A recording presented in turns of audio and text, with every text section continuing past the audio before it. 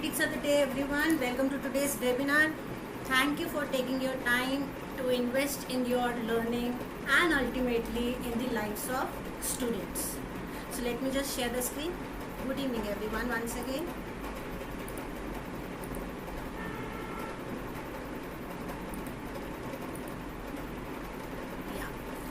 Today's topic is, I think my screen hasn't shared, yes. So today's topic is confidence without comparison. It is actually more relevant than ever, right? If you agree with me. In a world where children are constantly being compared with the classmates, siblings, and even social media standards. So our classroom can become a safe place where every learner feels valued for their unique journey. Right? So together, let's learn how to replace the comparison with growth, competition, self-improvement, and fear of confidence. So because when every child believe in themselves, they don't just achieve the success, they actually discover their true potential. Is there any background noise? Let me check at my end. Just a second.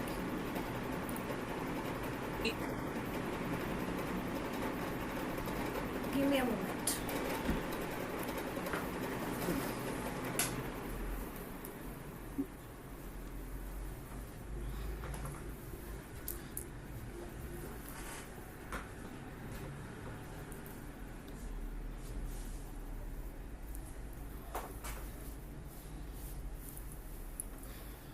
Here I'm back.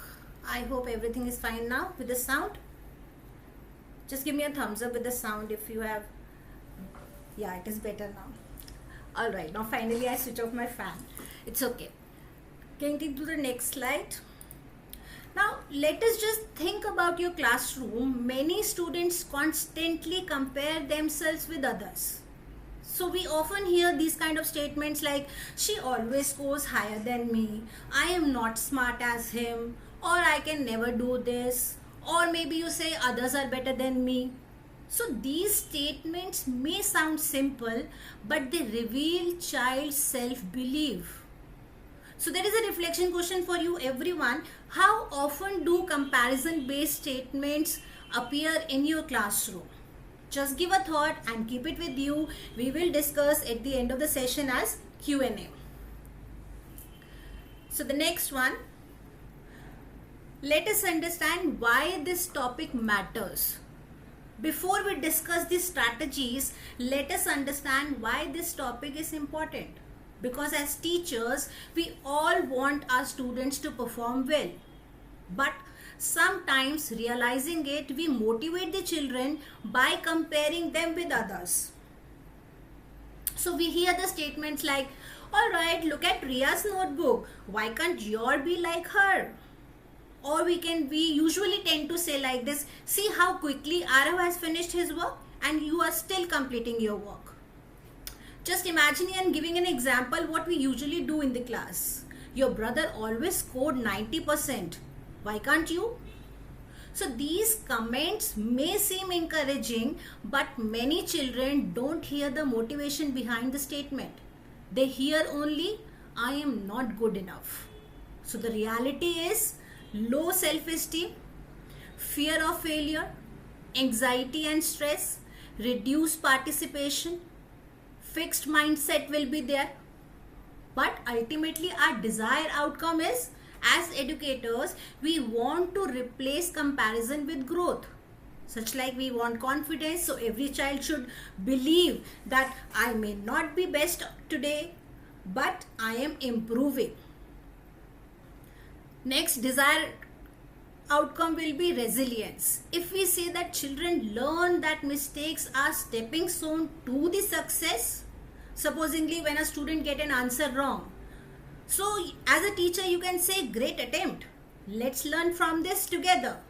So this sentence teaches persistence instead of fear. Next desired outcome will be motivation, growth mindset, and lifelong learning. So for this slide, I would say less comparison, more growth, every student can thrive. Next slide. Now, what NEP 2020 perspective is? We all know that NEP 2020 recognizes that every child is unique and education should nurture individual strength rather than to create unhealthy competition. For example, if we say a child may struggle in mathematics, but he may be excel in storytelling, he may be excel in music or leadership. So NEP encourages us to value all forms of talent.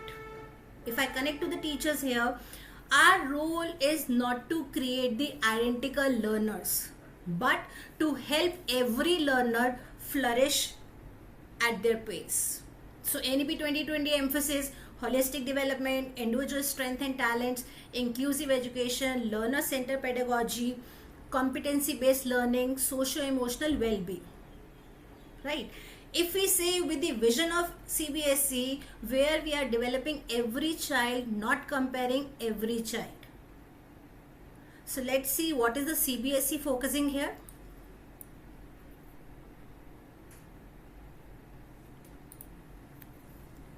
So CBSE vision is developing every child, not comparing every child. CBSE encourages schools to focus on learning, growth and well-being rather than just marks and ranking. So CBSE focus areas will be competency based assessment, where we focus on what student can understand and apply, not just memorize. Next one, experiential learning, where we have children learn best by doing and experiencing. When we have student well-being, where happy and emotionally safe child learns better. Next, we have growth-oriented feedback, where we have feedback should guide improvement, not judge the performance. So instead of saying, you got only 6 out of 10, you can say in the words, oh, you have improved by 2 marks. Let us work on remaining areas. Like that. And the next one focus area is multiple intelligence, where every child has different strength. So here teacher's role will be shifting to from who come first in the class, and teachers can revise to how much has every child has grown. So instead of displaying only top 3 rankers in the class, you celebrate the competition like most improved readers, this. Best team player, 1, 2, 3. Creative thinker, consistent effort, problem solver. So in which way every child feels valued and motivated. Next slide. Understanding comparison. Now when we say understanding comparison, there are 2 types of comparison, external and internal. Now external comparison means comparing with others like marks, graces, ranks, or maybe sometimes performance also. But in internal comparison, we have the comparison with oneself. Means last test versus the current test. Or we have the previous presentation versus today's presentation. For example, if I say a child who has improved from 5 spelling mistakes to 2 spelling mistakes has grown. Even someone else made none. So you can take on yourself which comparison motivates learning more. Definitely it's internal comparison. Because internal comparison is equal to growth. Now let's understand the psychology behind confidence. Now many people believe that the confidence is something children are born with. But confidence is not a gift, it is built. So through everyday experiences, and teachers play a key role in building it. Confidence develops through success experiences. When children experience small successes, they begin to believe, yes, I can do it. Confidence develops through encouragement. Positive words from a teacher can change how a child sees themselves. So instead of saying wrong answer, you can say good attempt. You are thinking in the right direction. Let's try again. So this keeps child motivated instead of discouraged. Next, confidence developed through skill development. Now where we have a confidence grows as skill improve through practice. Next is positive relationship, where children take more learning risk when they feel safe and supported. Next one, meaningful feedback, where feedback should tell students what did well and what they can improve. Next one, growth mindset versus fixed mindset. Now my slide individually says itself everything, but still there is a famous researcher called Garrick Dweck. He shows the mindset influences learning. For example, if we say one child has a fixed mindset that I am bad in maths, but the growth mindset says I need more practice in maths. So here, for example, if you say a teacher says, instead of saying you are brilliant, you just convert your sentences in your growth mindset, that you can say, oh, you worked hard and your strategy helped you to succeed. So that word yet can transform thinking. Teacher influence matters a lot. So encourage curiosity, praise effort, provide support, give constructive feedback and inspire the growth. Next one. Signs of comparison culture. Now comparison culture often exists without us realizing it. Now classroom indicators, students might fear, they hide the notebooks, they fear mistakes, they avoid answering, or they feel upset when classmates succeed. So do think about yourself, or do take a 1 minute. Do our classroom practices sometimes unintentionally encourage comparison? Next slide. Now let's talk about the language teachers should avoid. Our words shape students' self-belief. For example, you should avoid, oh, look at how well Ria did. Instead of that, we can say, let's see, you can improve your own task. So the impact of this situation is a child repeatedly compared with a sibling may eventually stop trying because they believe they can never measure up. Right? So kind words build learners, encouragement builds futures. Next slide. Now let's talk about languages teachers should use. Now where we say replace the comparison language with growth language. For example, if you say, instead of saying, oh, you are behind, you can take this line, oh, you are making progress. Wonderful, go for it.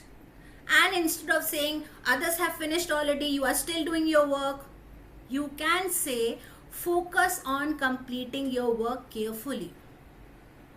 Right? So the key message for this slide, I would say, students, remember your words for years. Next slide. Building self-confidence through feedback. Now feedback should focus on effort, strategy and improvement. Again, I'll share one example. Instead of saying you are smart, I think we can start with it, oh, you reviewed your notes and practiced regularly, so that's why you improved. So why this happened and what happened here? The first statement praises the ability, but the second statement teaches the student that success comes from the effort. Right? The positive feedback builds confidence and a love for learning. Next slide. Celebrating growth, not ranking. Now where we say success is more than marks. For example, if we say we have to celebrate if a shy child speaking up, we can celebrate better teamwork, we can celebrate improved attendance, we can celebrate increased participation. So effort matters, progress over time matters, goal matters, not the grades, every step counts, celebrate the growth. Next slide. Now in this slide, I have collectively combined on one slide classroom strategies, 5 classroom strategies. So let's take one by one. Now which help the student to complete themselves. Now let's take classroom strategy 1, which is personal best goal, where we have the example supposingly today's versus yesterday, and the child is having learning the words 40 words in a minute. Now he has improved learning 40 words in a minute. After that he learned 55 words in a minute. So gradually he is improving, right? So writing 80 words in a minute. Now gradually he has improved 120 words in a minute. Next strategy is portfolio based.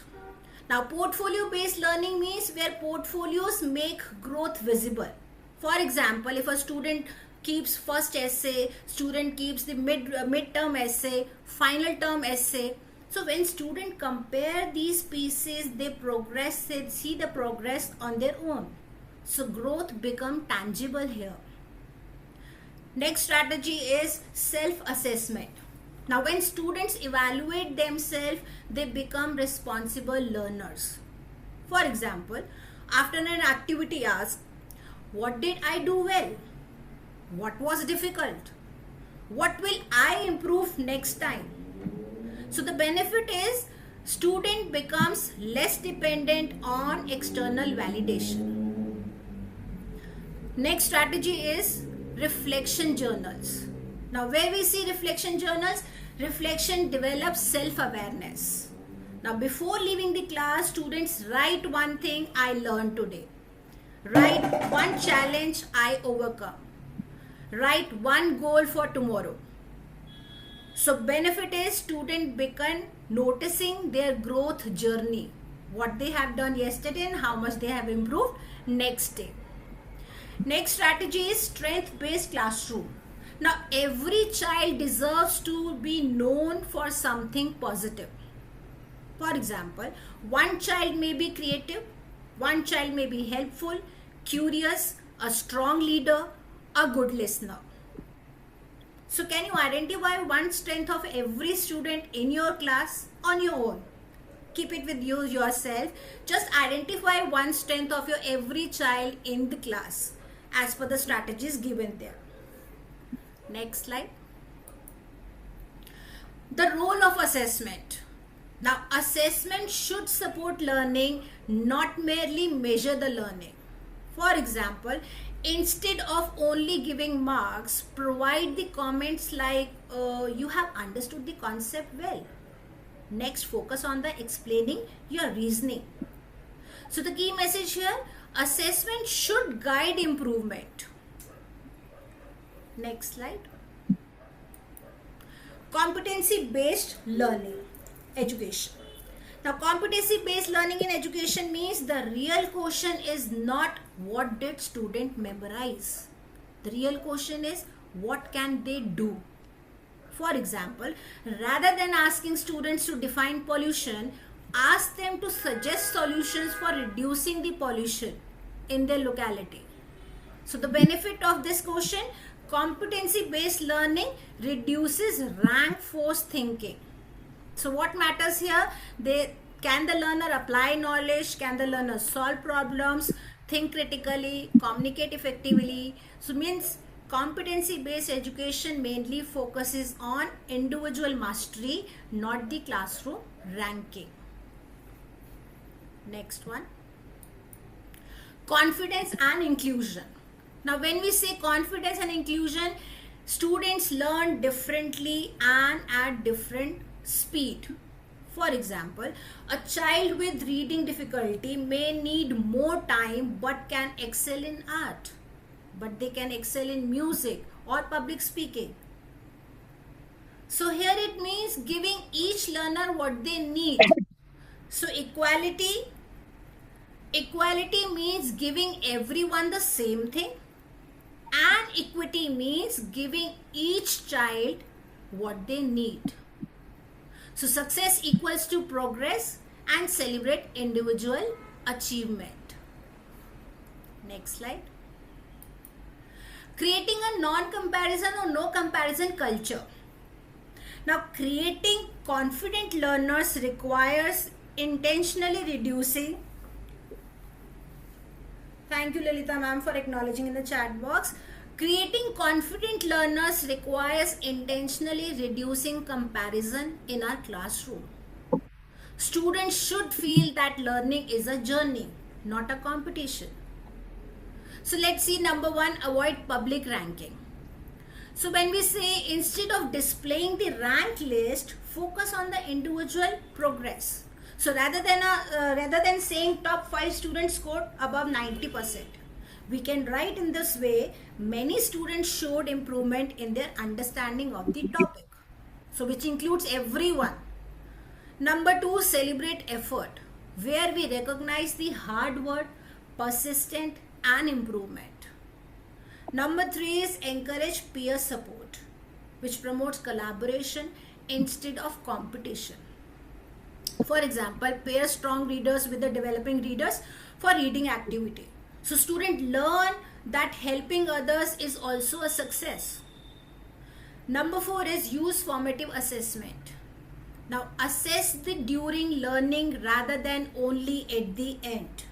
So quick quizzes, exit slip, classroom discussions and observations or the checklist may help the teachers to provide support before students feel discouraged.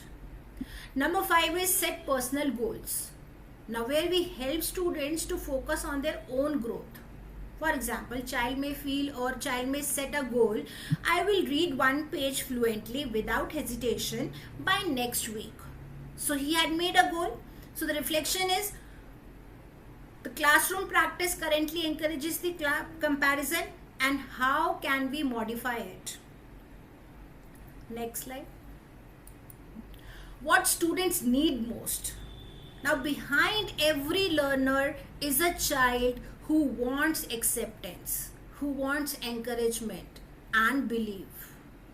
So let's take one by one. If we say child needs to be seen, so students want teachers to notice them. They need to be heard. So students need opportunities to express themselves.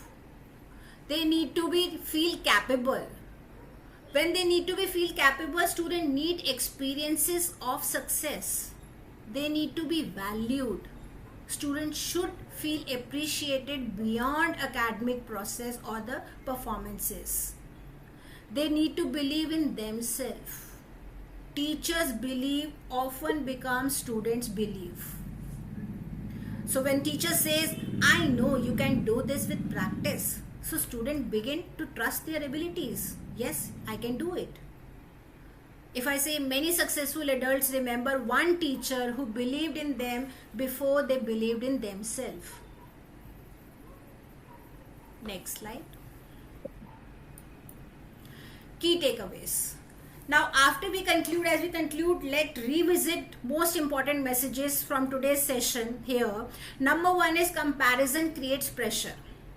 Right? For example, if a child who consistently hears, oh, look at your friend's marks, it may becomes the anxious and the lose confidence in that child. Number 2, confidence create possibilities. A confident student is more willing to ask questions, try new tasks, learn from mistakes. Number 3, growth matters more than ranking. Definitely, if a student moving from 50% to 70% has achieved significant growth regardless of the class rank, but that child has improved. Next is growth matters. Every child progresses differently. Now some students learn quickly while others need more time and support. So both can succeed. Teachers shape students' self-belief. Now simple statement as like, I am proud of your improvement can stay with the student for years. So children may forget what we taught, but they are rarely forget how we made them feel. Let us create the classrooms where students measure themselves by their growth, not by comparison with others.